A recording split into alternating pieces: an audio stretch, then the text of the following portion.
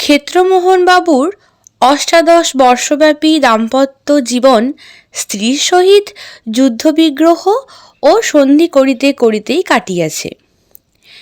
এমন রণরঙ্গিনী স্ত্রী বঙ্গদেশে প্রায়ই দেখা যায় না। ক্ষেত্রমোহনের বয়স এখন 40 বছর, স্ত্রী রসময়ীর বয়স 30।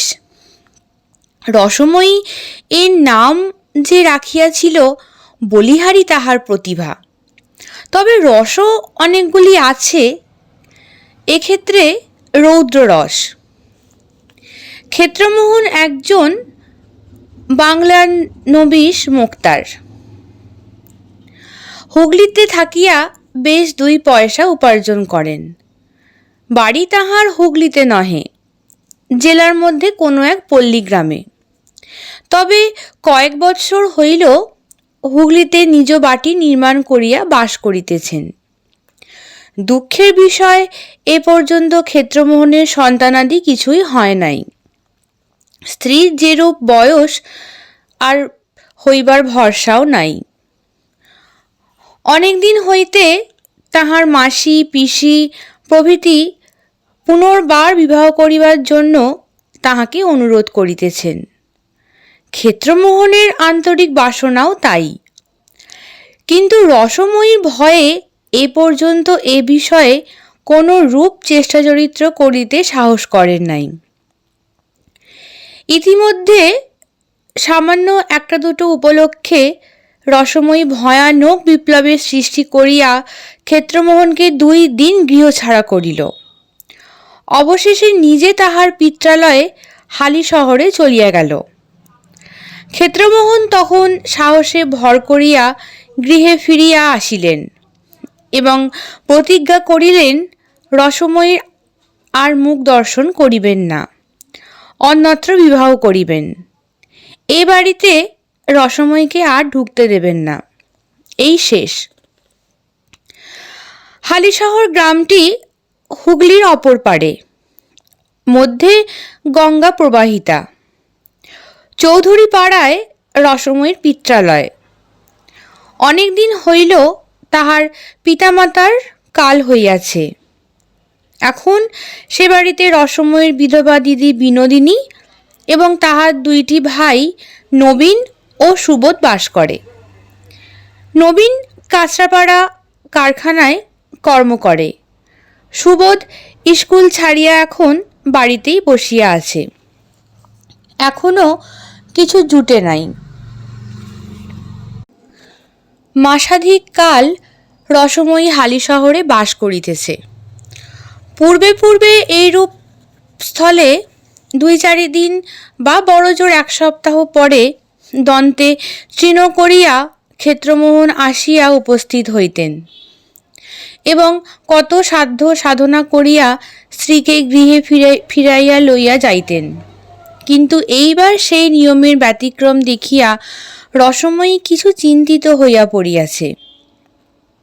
পাড়ার একজন বালক প্রত্যহ নৌকাযোগে গঙ্গা পার হইয়া হুগলির ব্রাঞ্চ স্কুলে পড়িতে যাইত।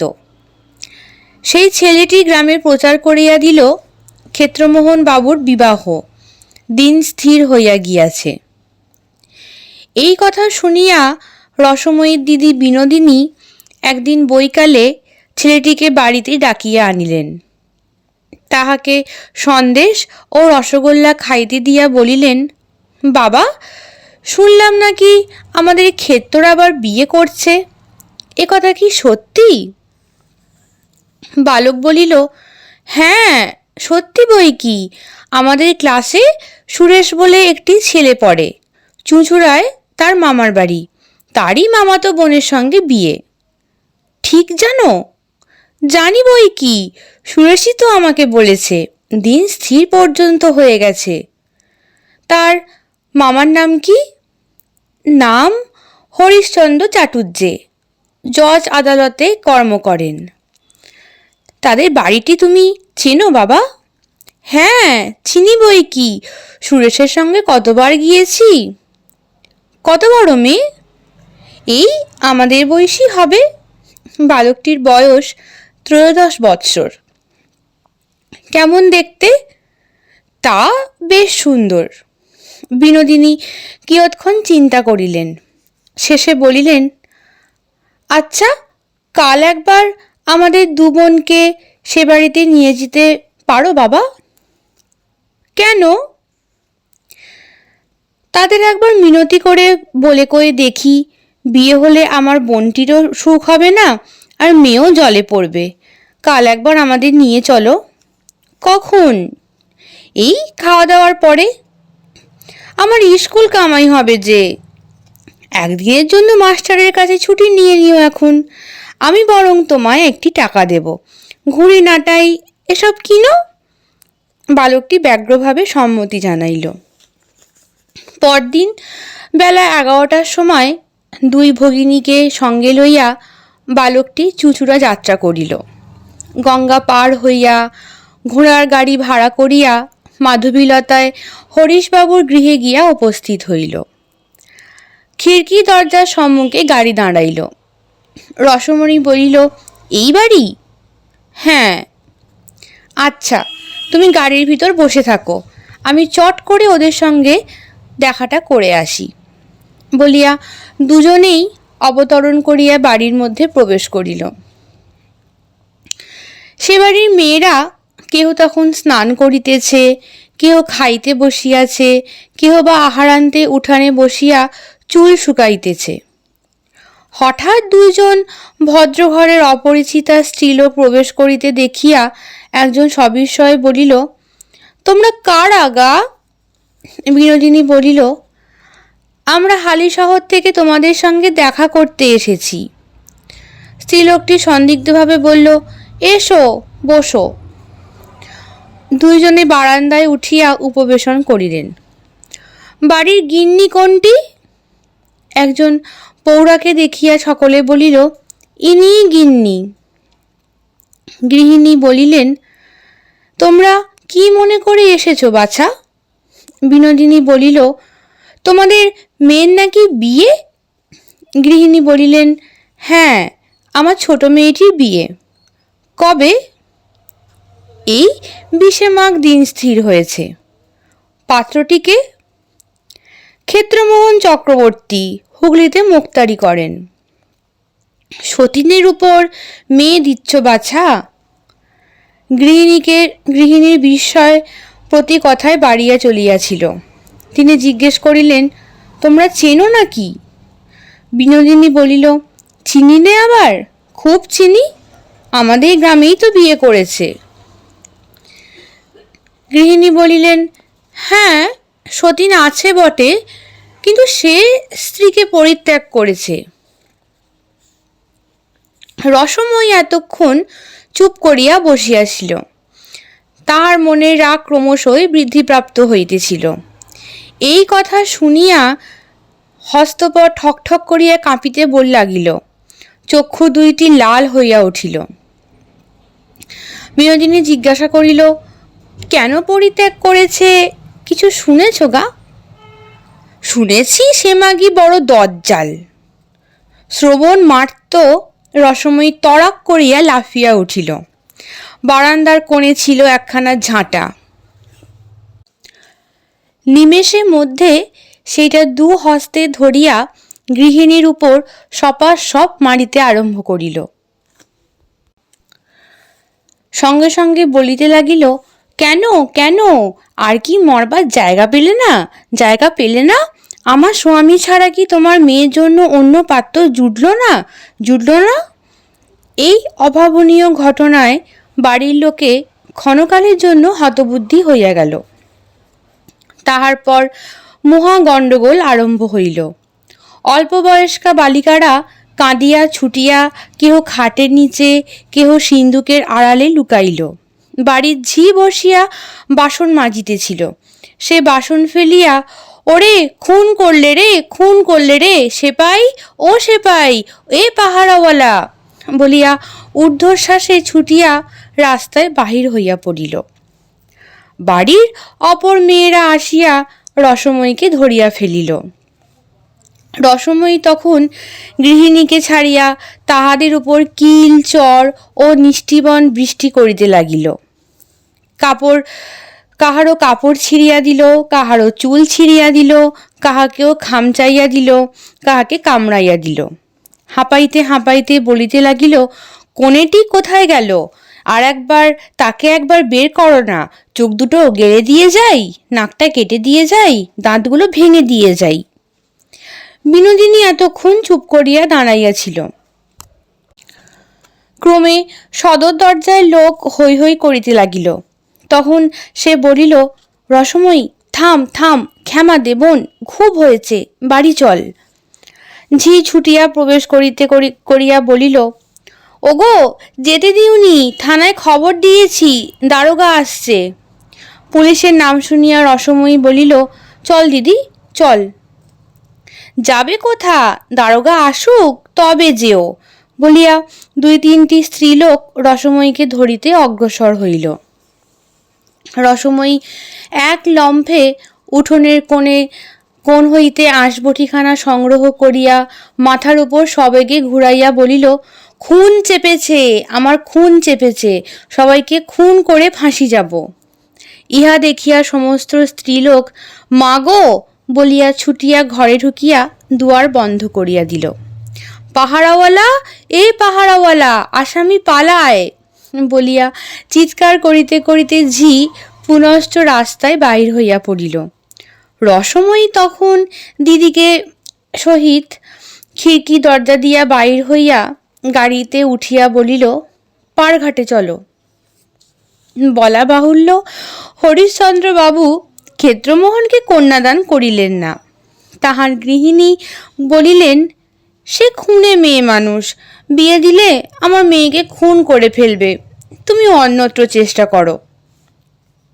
পরদিন কাছারিতে গিয়া হরিশবাবু মুখে ক্ষেত্রমোহন সকল কথাই শ্রবণ করিলেন।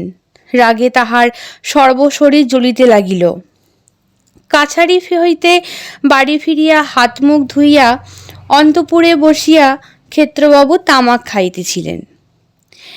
এমন সময় হঠাৎ ঝড়ের মতো রসময়ী আসিয়া প্রবেশ করিল। কয়েক মুহূর্ত নির্বাক হইয়া ক্ষেত্রমোহনের প্রাণে দৃষ্টিপাত করিল। সেই প্রকার দৃষ্টিপাত, যে দৃষ্টিপাতে পূর্বে মুনি ঋষিরা লোককে ভস্ম করিয়া ফেলিতেন। ক্ষেত্রবাবু বলিলেন, কি মনে করে? রসময়ী অসম্ভব সংযমের সহিত উত্তর কহিল, একটা শ্রাদ্ধের জোগাড় করিতে। তাহার ওষ্ঠযুগল ক্রোধে কম্পিত হইয়া গেল। তামাক টানিতে টানিতে ক্ষেত্রমোহনবাবু বলিলেন, শ্রাদ্ধটা কার?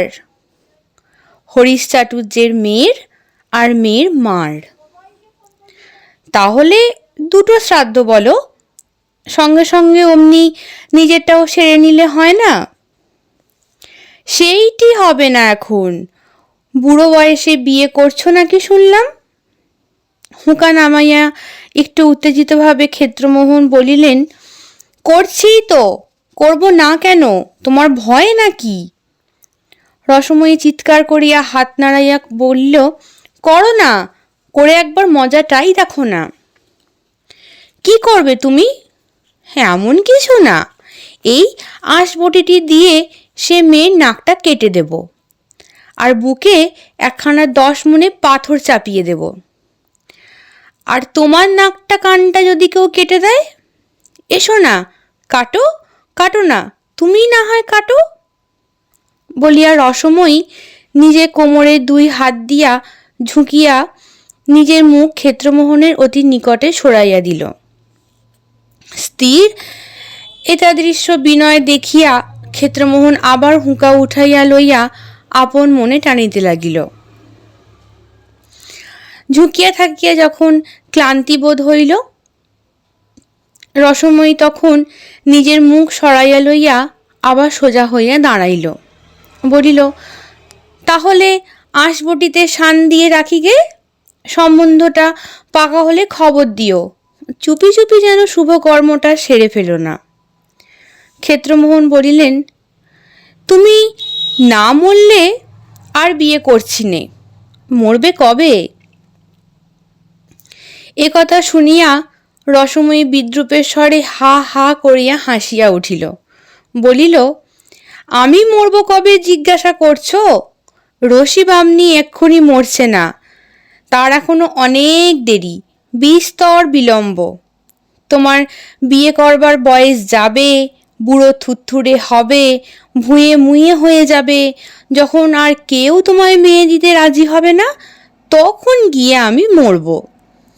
দাম্পত্য রসালাপ এই পর্যন্ত অগ্রসর হইলে বাইরে একখানি গাড়ি থামিবার শব্দ হইল। রসময়ী বলিল, তবে সে কথাই রইল, এখন তবে আসি। দিদি ও পাড়ায় ওর জায়ের বাড়ি গিয়েছিল, ভাবলাম তোমার সঙ্গে এসে দুটো মনের কথা কয়ে যাই। উক্ত কথোপকথনের পর 6 মাস কাটিয়া গিয়াছে। রসময়ীর গর্ব সফল হয় নাই, সে এখন মৃত্যু শয্যায় শায়িত। সংবাদ পাইয়া ক্ষেত্রমোহন বাবু হালি শহরে গেলেন। চিকিৎসাদের কিছুই ত্রুটি হইল না, কিন্তু রসময়ী বাঁচিল না। গঙ্গা তীরে লইয়া গিয়া ক্ষেত্রমোহন স্ত্রীর মুখাগ্নি করিলেন। আশ্চর্য সংসারের মায়া, যে এত কষ্ট দিয়াছে তাহার জন্য ক্ষেত্রমোহন ঝরঝর করিয়া অশ্রুপাত করিতে লাগিলেন। আরও 6 মাস কাটিল। ক্ষেত্রমোহনের পার্শ্বচর বন্ধুবান্ধবগণ নানান স্থানে পাত্রী অন্বেষণে ব্যস্ত হইলেন। অবশেষে হুগলির নিকটবর্তী একটি গ্রামে সুযোগ্য পাত্রীর সন্ধান পাওয়া গেল। ক্ষেত্রমোহন স্বয়ং গিয়া দেখিয়া আসিলেন। মেয়েটি ডাগর, দেখতেও ভালো। বিশেষ মেয়েটির পিতা একটি বড় জমিদারের নায়েব। ওদিককার মামলা মকদ্দমাগুলি সে সূত্রে ক্ষেত্রমোহনের করায়ত্ত হইবে। কন্যার পিতা রজনীকান্ত ঘোষাল ইংরাজি লেখাপড়া জানা ব্যক্তি। বিবাহের কথাবার্তা পাকা হইল।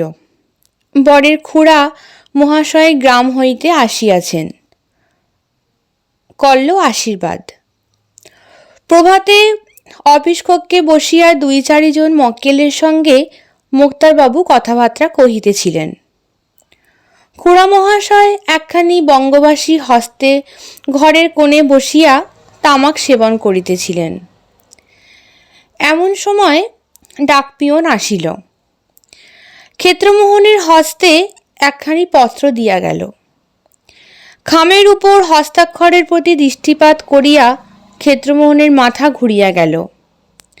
2-4 বার চক্ষু রগড়াইয়া বারংবার খামখানির শিরোনামা পরীক্ষা করিতে লাগিলেন। কাছে আনিয়া দূরে সরাইয়া নানা প্রকারে দেখিলেন। অবশেষে কম্পিত হস্তে পত্রখানি খুলিলেন। পড়িয়া তাহার মুখ বিবর্ণ হইয়া গেল। মক্কেলগণকে বলিলেন, আচ্ছা, এখন তোমরা যাও, আজ সকালে কাছারি যাব, সেখানেই বাকি কথাবার্তা হবে এখন। মক্কেলগণ চলিয়া গেলে খুড়া মহাশয় বলিলেন, চিঠি এলো ক্ষেত্তর? জড়িত স্বরে ক্ষেত্রমোহন বলিলেন, আজ্ঞে হ্যাঁ। কোথাকার চিঠি? তাই তো ভাবছি। ক্ষেত্রমোহন বাবুর মুখভাব এমন এবং কণ্ঠস্বরের বিকৃতি লক্ষ্য করিয়া খুড়া মহাশয়ের নিকটে আসিলেন। তখন ক্ষেত্রমোহন পত্রখানি দ্বিতীয়বার পাঠ করিতেছেন। তাহার নিঃশ্বাস বন্ধ হইবার উপক্রম, চক্ষু কপালে উঠিয়াছে। খুড়া মহাশয় দ্রুতভাবে বলিলেন, কি ব্যাপার, কি কোনো দুঃসংবাদ নয় তো? ক্ষেত্রমোহন বাবু নীরবে পত্রখানি খুড়া মহাশয়ের হাতে দিলেন। তিনি পত্র লইয়া চশমা অনুসন্ধান করিয়া চক্ষে পড়িলেন। জানালার কাছে দাঁড়াইয়া খুড়া মহাশয় পত্রখানি পড়িতে লাগিলেন। সাধারণ পাতলা চিঠির কাগজে বেগুনি রঙের ম্যাজেন্টা কালি দিয়ে লেখা। উপরে নামের স্থান তারিখ নাই, নিম্ন প্রকার লিখিত, শ্রী শ্রী দুর্গা সহায়, প্রণামপূর্বক নিবেদনঞ্চ বিশেষ। তোমার মতিশ্চন্ন ধরিয়াছে, মনে করিয়াছ রসময়ী মরিয়াছে, আপদ গিয়াছে, এইবার বিবাহ করি। আমি মরিয়াছি বটে, কিন্তু তাই বলিয়া তুমি নিষ্কৃতি পাইয়াছ তাহা মনে করিও না।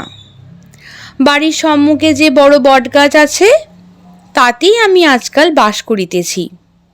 তুমি কি করো, কোথায় যাও, সমস্তই আমি সেখানে বসিয়া দেখিতেছি। রাত্রিরে গাছ হইতে নামিয়া মাঝে মাঝে তোমার শয়ন ঘরে যাই, তোমার খাটের চারিদিকে ঘুরিয়া বেড়াই। একবার একবার ইচ্ছে করে গলাটা টিপিয়া দিয়া তোমাকেও আমার সঙ্গী করি। আমার এখানে বড্ড একলা বোধ হয়। আমার চেহারা এখন অতিশয় খারাপ হইয়া গিয়াছে। আমার গায়ের মাংস চামড়া আর কিছুই নাই, খালি হাড় আছে, তাও সাদা নয়। গঙ্গা তীরে আমাকে যে পোড়াইয়াছিলে, তাহাতে হাড়গুলো কালো কালো হইয়া গিয়াছে। যা হোক, নিজের রূপ বর্ণনা নিজের মুখে শোভা পায় না। বিবাহ করিও না, করিলে তোমার নলাটে অশেষ দুর্গতি আছে। রসময়ী। পত্র পড়িয়া খুড়া মহাশয়েরও মুখ কালিমাময় হইয়া গেল। ভীতস্বরে জিজ্ঞাসা করিলেন, এ হাতের লেখা কার, চিনতে পারছ? খুব চিনি, তারই হাতের লেখা। অন্য কেউ জাল করেনি তো? ভগবান জানেন। খুড়া মহাশয় নিকটস্থ চেয়ারে বসিয়া পড়িলেন। কিয়ৎক্ষণ ছাদের কড়িকাঠের পানে চাহিয়া বলিয়া উঠিলেন, জয় রাম সীতারাম, রাম রাভক রাবণারী, রাম রাম রাম।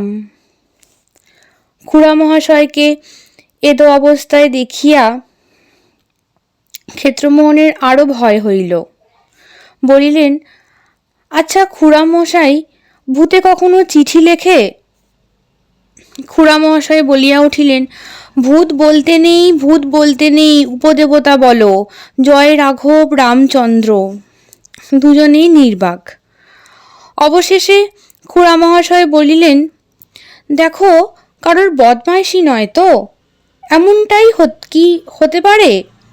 অনেক রকম ভৌতিক উপদ্রবের কথা শুনেছি বটে, কিন্তু এরকমটা কখনো তো শোনা যায়নি। আচ্ছা, বৌমার হাতের লেখা আগেকার চিঠিপত্র কিছু আছে কি? লেখাটা মিলিয়ে দেখলে হয়। ক্ষেত্রমোহন বলিলেন, পুরনো চিঠি আছে বই কি, বলিয়া বাটির মধ্যে প্রবেশ করিয়া 4-5খানা বাহির করিয়া আনিলেন।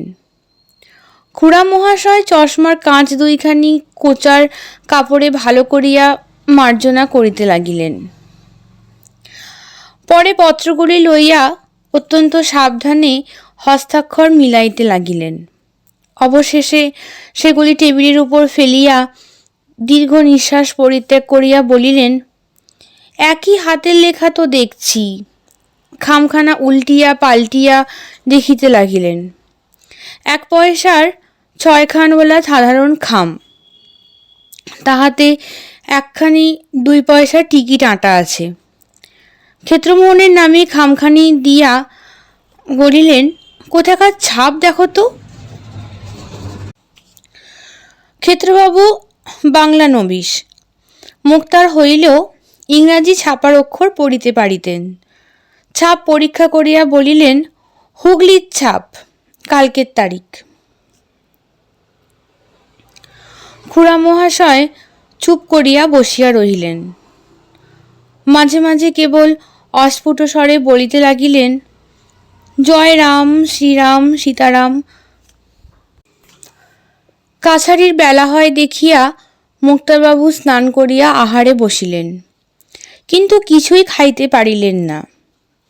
রান্নাঘরের বারান্দায় যেখানে বসিয়া তিনি আহার করিতেছিলেন, সেখান হইতে বটগাছটার অগ্রভাগ দেখা যায়। খান আর মাঝে মাঝে সেই গাছটার পানে চাহেন। একসময় গাছের একটা ডাল খড়খড় করিয়া নড়িয়া উঠিল। কাহারও যেন হাসিরও শব্দ শোনা গেল। ক্ষেত্রমোহন বাবুর আর খাওয়া হইল না, উঠিয়া পড়িলেন। মুখ প্রক্ষালন করিয়া বাহিরে আসিয়া বটগাছটার পানে কিছুক্ষণ চাহিয়া রহিলেন। দু তিনটা কাঠবিড়ালি ডালে ডালে পরস্পরকে তাড়া করিয়া ফিরিতেছে। গোটাকত কাক উচ্চ শাখায় বসিয়া জাতীয় সঙ্গীত গাহিতেছে। ইহা ভিন্ন আর কিছুই দেখিতে পাইলেন না।